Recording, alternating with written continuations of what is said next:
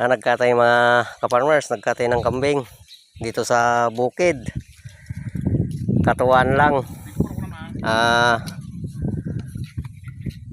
Kahit na mababa ang presyo ng talong,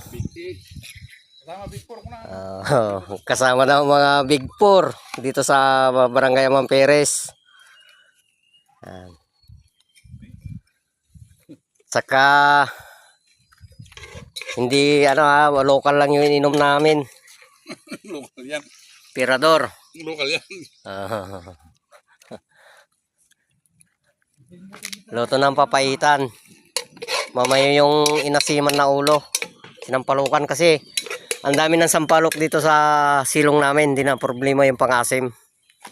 Nandyan yung mga bunga. Konting kasiyahan. Pampalis ng pagod.